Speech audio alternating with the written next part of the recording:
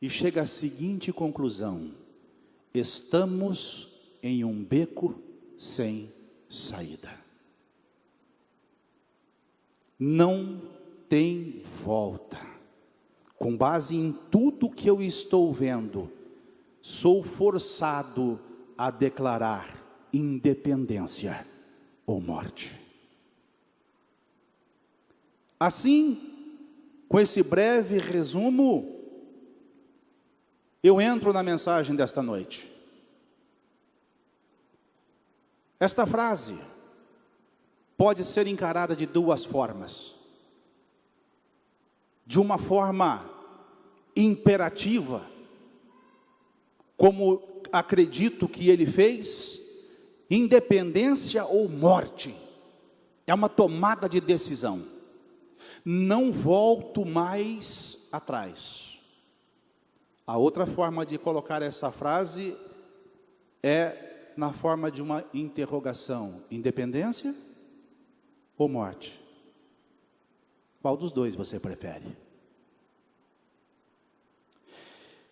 A Bíblia vai nos dizer, aqui em Apocalipse, que Jesus está olhando a igreja.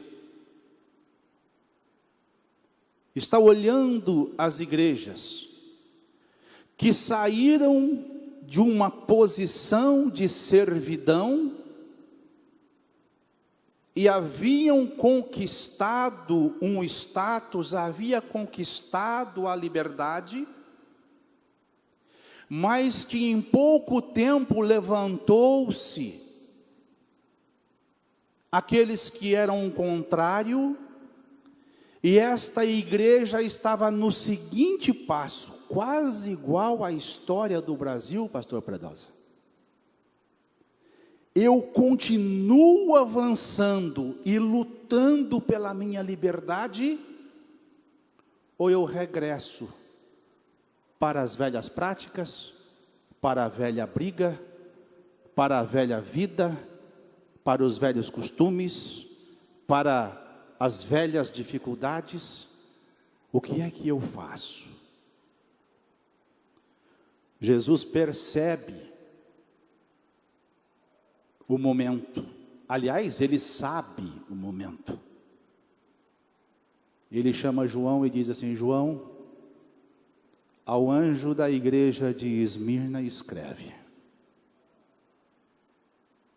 eu estou vendo, e mais do que ver, eu conheço as tuas obras. Eu conheço a tua tribulação. Irmãos, presta atenção nisso. Quando nós olhamos uns para os outros no nosso convívio de fé, eu posso até perceber, ter uma vaga noção daquilo que você eventualmente esteja passando em termos de tribulação. Mas mesmo com toda a arrogância do mundo, eu não poderia dizer: não, eu sei o que você está passando, eu conheço. Mas quem está passando fala assim: só eu e Deus sabemos o momento que eu estou passando.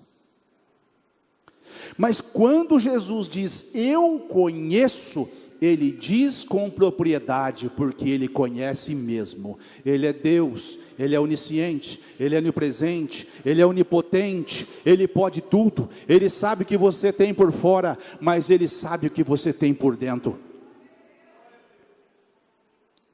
Eu conheço a tua tribulação e pobreza. E depois ele faz uma ressalva: mas tu és rico. Muita gente interpreta equivocadamente o termo riqueza. Se você perguntar para 100 pessoas o que é ser rico, a primeira resposta que vem é ter dinheiro.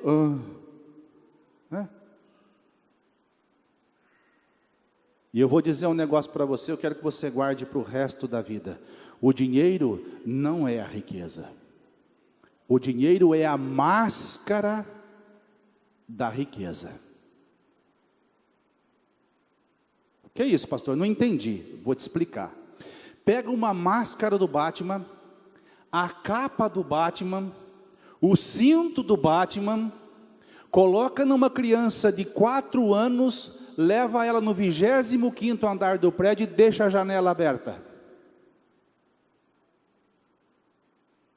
Volta meia hora depois para você ver onde é que ela está. Ela tem a capa do Batman, tem a máscara do Batman, tem o cinto do Batman, mas não é o Batman. Só tem a máscara. Tem gente que tem muito dinheiro, mas não é rica. Ela só tem a máscara. O dinheiro é a máscara da riqueza. Prova isso, pastor. Provo. Quantas pessoas você conhece que ganharam o prêmio de R$1 milhão em alguma coisa e passado algum tempo estava pobre de novo? Quantos jogadores de futebol famosos que ganharam muito dinheiro durante a carreira e hoje estão morando na rua? Eles só tinham a máscara, mas nunca foram ricos. A riqueza está aqui dentro. A riqueza está aqui dentro. Tem um ditado que diz assim, olha, o rico sem nem um tostão no bolso continua sendo rico, e o pobre com o bolso esparramando dinheiro continua sendo pobre. O dinheiro é a máscara da riqueza. Jesus conhece o seu valor que está aqui dentro. Jesus está dizendo assim, olha, aos olhos da sociedade vocês são pobres coitados, mas aos meus olhos não. Vocês são príncipes regentes, vocês são princesas regentes, vocês foram eleitos, salvos, lavados, remidos, chamados para ser sacerdócio real. Jesus conhece o seu valor, irmão, e Ele diz com propriedade, vocês são ricos. Ele diz assim, eu conheço a blasfêmia. A palavra grega para a blasfêmia, eu estava, um parentezinho, eu estava olhando para os pastores ali, eu perguntei para o pastor Alessandro, tem algum doutor em teologia aqui? Porque se tiver, irmão, eu já saio vazado por aqui, ó. Eu sou meio fora da casinha, mas não sou doido. Não sou doido, não. Os alunos do IBAD, aliás, quem não está fazendo o IBAD está perdendo uma grande oportunidade. Eu sou doido, irmão. Mas alguma coisinha a gente conhece. Blasfêmia do grego, significa duas coisas. Quando ela é dirigida ao homem, ela é difamação. Quando ela é dirigida a Deus, aí é blasfêmia mesmo. Tem dois sentidos. Jesus está dizendo assim, olha, eu conheço a blasfêmia daqueles que se dizem judeus e não são. Jesus está dizendo assim, olha, eu ouço o que falam ao seu respeito e sei que não é verdade. Estão querendo difamar você. Repito, blasfêmia dirigida a homens é difamação. E era justamente isso que os judeus estavam fazendo. Por quê? Eles viam no cristianismo uma concorrência, e eles odiavam com toda a força do mundo, se já não gostavam dos gentios que se rendiam, que se convertiam ao cristianismo, eles odiavam com toda a força do mundo os judeus, que também se convertiam. E eles faziam uma campanha contrária absurda, uma difamação fora do comum, a ponto de Jesus dizer assim, olha, eles têm descendência, é da nação, se reúne nas sinagogas, mas nunca foram filhos de Abraão. Eles fizeram um levante contra Policarpo, um dos pais da igreja, e a prova de que eles estavam totalmente fora do judaísmo, pastor Elisandro, é que num dia de sábado, eles trabalharam quase o dia inteiro, juntando lenha para queimar Policarpo vivo. Percebeu? Judeu, sábado. Então veja, essas palavras são palavras do próprio Cristo. Eu conheço o interior, a mente, o coração, o propósito de todos, independente de que nação ele provém. Jesus está dizendo que a questão da sinagoga de Satanás, o único lugar no Novo Testamento que a palavra sinagoga é utilizada para se referir a uma assembleia cristã, é em Tiago 2:2. É o único lugar. O Novo Testamento não usa a palavra sinagoga para poder indicar um lugar onde as pessoas compromissadas com Deus se reúnem, exceto em Tiago 2:2. Porém, o próprio Cristo está dizendo, estes que se levantaram para derrubar os crentes, os cristãos, formam um novo tipo de sinagoga, a sinagoga de Satanás. E ele está falando para a igreja de Esmirna, e a igreja de Esmirna e a igreja de Filadélfia é uma igreja que não tem censura.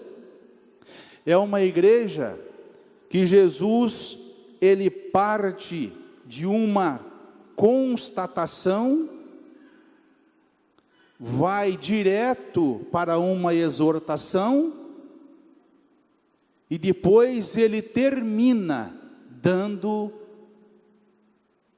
uma indicação de como a coisa vai terminar. Ele diz assim: nada temas das coisas que hás de padecer. Eis que o diabo lançará alguns de vós na prisão. Ponto. Paremos aqui para poder entender esse trecho. Os judeus podiam prender alguém, eles tinham autoridade para colocar alguém na prisão? Não.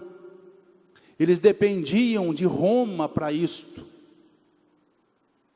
Então eles faziam a difamação, levava para as autoridades, e as autoridades encarceravam os crentes. Percebeu que havia um trabalho conjunto dos judeus junto com os estados, com o Estado romano? Os judeus levantam o falso testemunho, faz a difamação, acusa perante o Estado finge que acredita e coloca os crentes na prisão.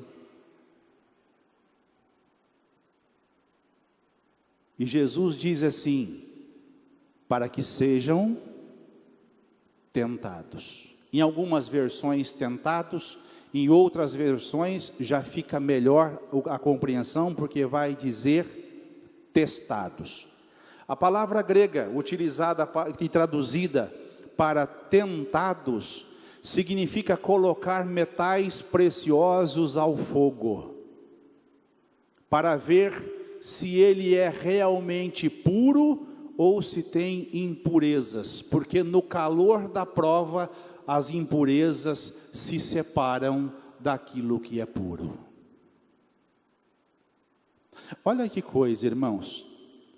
Jesus está dizendo assim: olha, eu conheço as tuas obras, eu conheço a tribulação, eu conheço o seu estado financeiro, sei o que tem dentro de você, mas você mesmo não sabe. Você precisa se conhecer melhor. Por isto vocês serão lançados em uma situação que vai provar a fé de vocês. Percebe, irmãos?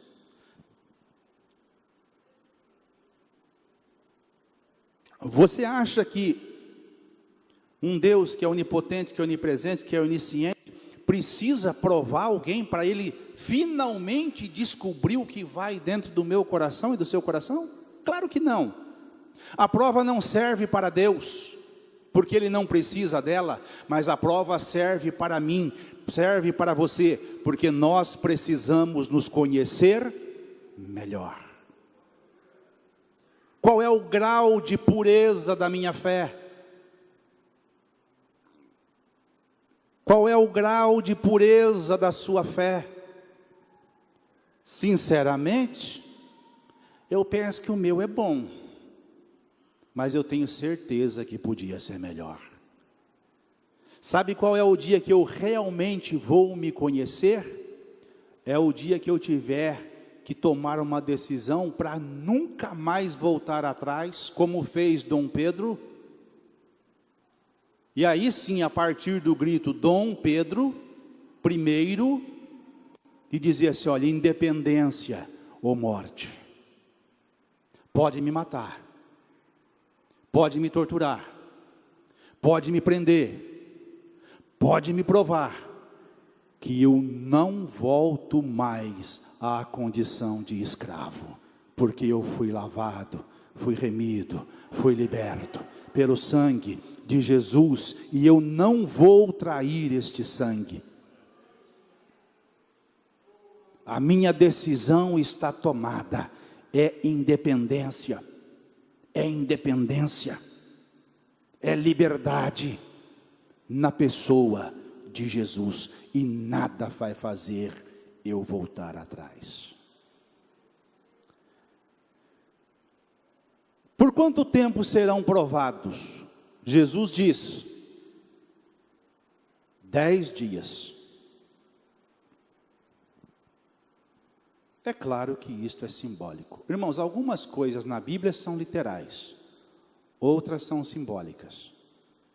Perceba, naquele evento da fornalha de fogo ardente, a Bíblia diz que o rei, mandou aquecer a fornalha quantas vezes mais? 7 vezes mais. Maravilha. Qual era a temperatura da fornalha antes dele mandar aquecer 7 vezes mais? Para eu saber que é 7 vezes mais, eu tenho que saber qual que é o ponto inicial. E eu não sei qual que é o ponto inicial. Será que existia termômetro naquela época? O que o 7 vezes mais está querendo dizer? Que ele aqueceu a fornalha o tanto que deu.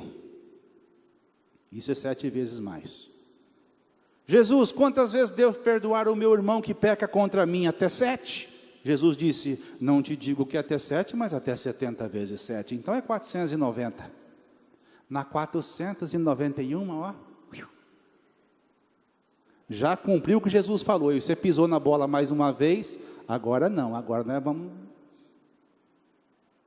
Não é isso que Jesus disse. 70 vezes 7 não é 490, mas 70 vezes 7 é indefinidamente. O perdão não tem limite. E eu dou graças a Deus por isso, irmãos, porque se perdão tivesse limite, eu não estaria mais aqui não. Eu reconheço que eu passo dos limites, tem hora. Ainda bem que as misericórdias do Senhor duram de geração em geração. Porque se tivesse acabado ontem, hoje eu já tinha ido, pastor. Não tem jeito. Mas o que Jesus está dizendo? 10 dias. Jesus está dizendo assim: olha, eu tenho controle do tempo. Você será aprovado a partir do momento que eu quiser, e vai permanecer na aprovação até a hora que eu quiser. Esses 10 dias de Jesus pode ser maior ou menor Quem é que determina esse prazo? Eu e você. Pastor, calma, irmão, não desvia não, espera só um pouquinho que eu vou concluir. Quando Deus me coloca na prova, quando Deus te coloca na prova, é para que nós possamos perceber o grau de pureza ou das nossas impurezas e corrigir isto. Sim ou não? Entrou na prova. Como é que eu abrevio isto? Corro para os pés de Jesus, coloco os meus joelhos no chão e falo: Senhor, tem misericórdia. Eu reconheço que eu falhei, e eu já entendi aonde que eu falhei. Eu vou tomar uma decisão que é para nunca mais se repetir. Eu não vou me demover dessa decisão. Eu tenho um compromisso com o Senhor. E Jesus lá do céu diz assim: ele aprendeu rápido. Mas você percebeu que tem gente que é teimosa? Está apanhando, está sendo provado, está sendo moído, está na prensa do azeite. Fala: não, eu estou certo. Ué, eu nasci assim, eu cresci assim, a minha mãe era assim, o meu povo é assim. Não. Irmão, Deus sabe mais do que nós. Deus nos conhece melhor do que nós. Vocês sabem disso. Você está lá em forma, revista. Você tem certeza que você passou a farda, engraxou a bota, você fez tudo certinho. Aí você olha assim pelo cantinho do olho, irmãos. Vem um sargento com uma bucha de algodão na mão. Você fala: ainda bem que é uma bucha de algodão, né? Se fosse uma pedra. Sabe o que ele faz, irmãos? Ele pega a bucha de algodão e passa de baixo para cima, assim, no rosto do soldado. Ah, se desfiar esse algodão. Você não fez a barba direito. E eu sei que ele vai fazer essa semana que vem. Tomara que seja, porque esse final de semana já foi. O algodão desfiou na minha barba, já perdi a oportunidade de ir para casa no final de semana. Mas e se ele voltar amanhã e passar o algodão de novo? Então, se eu sou esperto, eu posso até nem engraxar o sapato na próxima, se não der tempo. Mas a barba, irmão, eu vou fazer com tanto esmero, porque nunca mais eu vou querer que o algodão do sargento desfie na minha barba. E não adianta eu querer mudar o sargento. É eu que tenho que me mudar. É eu que tenho, porque eu estou num sistema. E não adianta bater de frente com ele. Ih, já era, Sandro. Tá áspero aí, Braz? Tá difícil. Não adianta. O crente precisa entender o seguinte: que nós vamos ser passados em revista, sim. Porque nós temos tendência a nos desviar do propósito. Nós temos tendência a irmos relaxando. E de vez em quando, e ainda bem que é assim, vem a correção de Deus para nos recolocar no caminho, porque senão nós perderíamos a salvação. A Bíblia diz que o caminho que conduz à salvação é estreito. Porfiai por entrar pela porta estreita, porque larga é a porta e espaçoso é o caminho que conduz à perdição. Ainda bem que Deus corrige. E ele diz para a igreja de Esmirna: não fuja das suas responsabilidades. Não volte atrás na sua decisão de servir a Deus. Pode ser que queiram até te matar. E aí farão a pergunta que eu fiz agora, no começo, não de forma imperativa, como fez Dom Pedro I. independência ou morte, a decisão está tomada. Mas às vezes, os opressores da igreja iam fazer para eles a pergunta alternativa: você quer a independência em Jesus e permanece assim? Você quer a morte? Ou você quer ficar livre da morte? Quer ficar livre da morte? Negue a Jesus. Quer sair da prova? Abandona Jesus. Vou voltar na figura do sargento. Aliás, irmãos, eu tenho muitos amigos sargentos. E ainda bem que os sargentos de hoje é um pouco mais light. Como é que eu escapo da bucha do algodão do sargento? Tem duas formas. Primeiro, eu capricho mais na minha barba. Segundo, peço baixa do quartel e nunca mais piso lá. E o sargento nunca mais vai passar buchinha de algodão no meu rosto. Mas eu não quero sair do quartel. Eu quero ficar lá. Então tem que entrar no eixo, tem que entrar na linha. Tem que entrar na linha. Jesus está dizendo: ser fiel até a morte. Eu vou cuidar de você. Eu vou proteger você. Mas se você tiver que escolher, prefira a mim. Ser fiel até a morte, que dar-te-ei a coroa da vida. Mais uma palavrinha para nós aprendermos essa noite. Coroa. Quando eu estou falando de coroa real, a palavra é diadema. Quando eu estou falando da coroa, da realeza, a palavra é diadema. Mas quando eu estou falando da coroa do vitorioso, a palavra é Stéfanos. Jesus está dizendo aqui a coroa Stéfanos. Ser fiel até a morte, que eu vou te dar a coroa de um vitorioso. A coroa real só ele usa, irmãos. Qual é o nome do primeiro mártir da igreja? Cadê o pessoal do IBAD? Primeiro mártir da igreja, nome? Estevão. Para nós, o nome dele era Stéfanos. Não é à toa que ele é o primeiro mártir, o primeiro vitorioso. Tinha vitória até no próprio nome, Stéfanos. Juntando as duas coisas,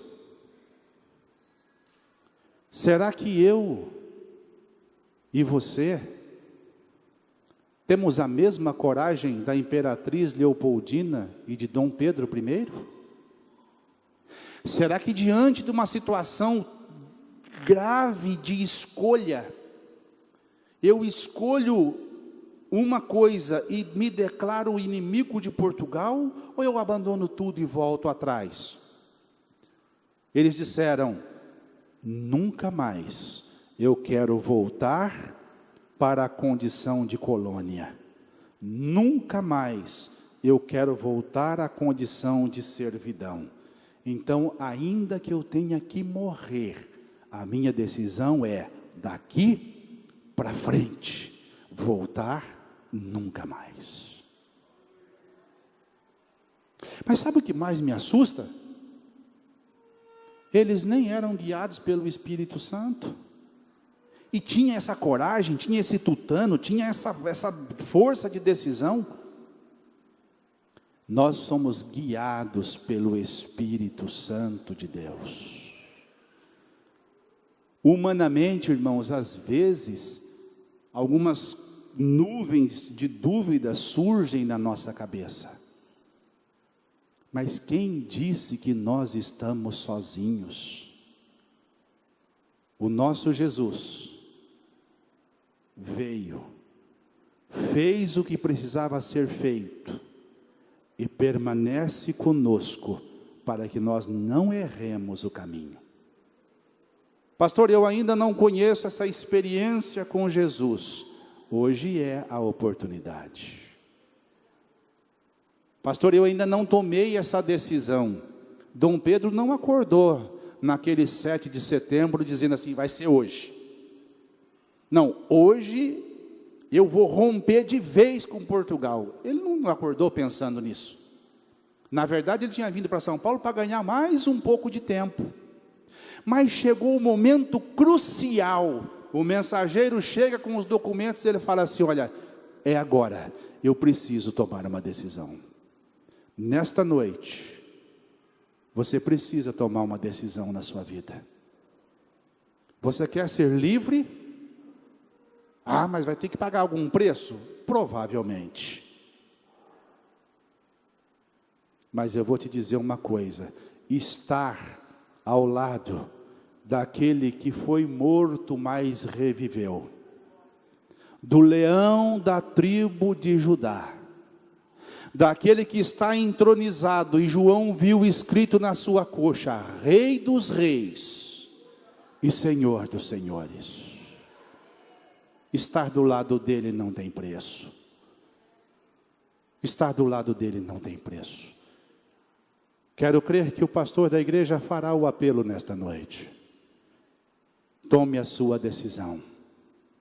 Ah, mas eu não tinha pensado nisso. Tem coisa que não é para pensar. É para tomar decisão e pronto. Assim foi o nosso imperador Dom Pedro I. Satisfação enorme falar com vocês.